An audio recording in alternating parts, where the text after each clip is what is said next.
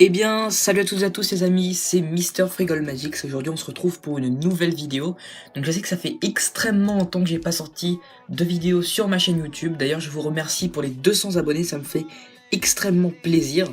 Donc pour fêter ça, je vais vous faire une petite review. En même temps ça pourrait servir de vidéo de Noël, car c'est un tour que vous pourrez demander à votre famille pour Noël, tout simplement. Parce que c'est un tour franchement hyper impressionnant.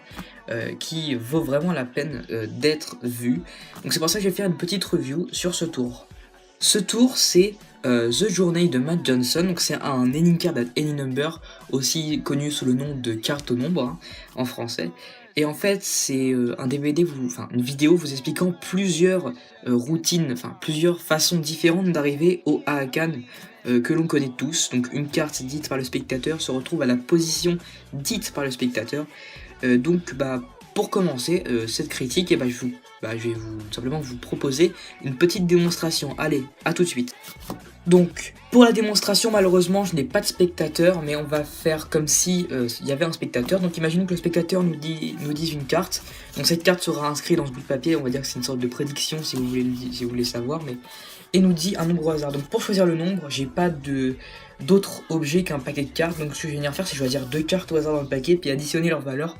Mais normalement, le spectateur nous dit franchement un nombre totalement au hasard. Donc, par exemple, un 9 juste ici, plus un 10, donc ça nous fait 19. Donc le spectateur a dit le numéro 19, donc plus la carte qui est prédite. Donc je vais bien me laisser en vue pour bien que vous puissiez voir que je ne switch pas, tout simplement, que je ne change pas avec un autre bout de papier, etc. Regardez bien, j'ai compté donc 19 cartes partant du dessus. Donc 1, 2, 3, 4, 5, 6, 7, 8, 9, 10, 11, 12, 13, 14, 15, 16, 17, 18 et 19 cartes. Et ce qui serait assez fou, ce serait que la 19e carte serait... c'est simplement le 3 de carreau. Le 3 de carreau, donc c'est une carte sur laquelle je suis tombé. Donc c'est la 19e carte. Mais ce qui est vraiment fou, c'est que depuis le début j'avais une prédiction. Bon, normalement c'est la carte qui a dit spectateur.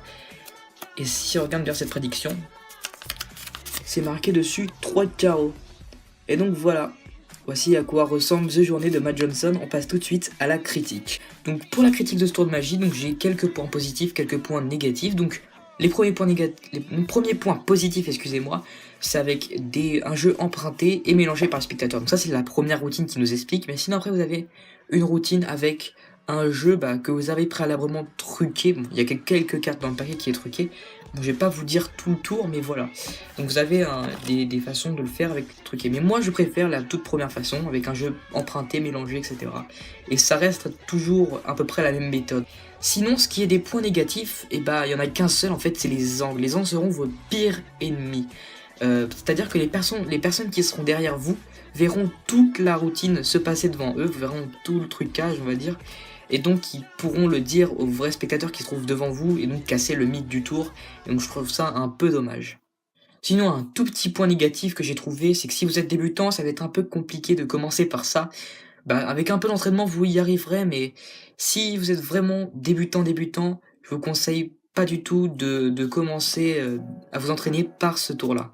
Moi par exemple j'ai acquis la technique en même pas 5 minutes, parce que la technique est vraiment hyper simple lorsqu'on est à peu près magicien intermédiaire. Mais sinon, voilà, il n'y a que ces points négatifs. Après, ce qu'on peut retenir aussi des points positifs, c'est qu'il n'y a pas de mémorisation, il n'y a pas de chapelet, il n'y a pas de trucs comme ça. C'est franchement hyper utile. Vous pouvez vous inspirer pour créer d'autres routines avec, pas obligatoirement des any card at any number. Vous pouvez créer franchement des routines de ouf avec, et je pense que la technique utilisée dans ce tour-là pourra vraiment vous inspirer. Sinon pour ce qui est du prix, c'est à peu près 20-25 €, je m'en rappelle plus trop. Le lien est dans la description, c'est Murphy's Magic qui vend ce produit là. Et c'est juste de la bombe.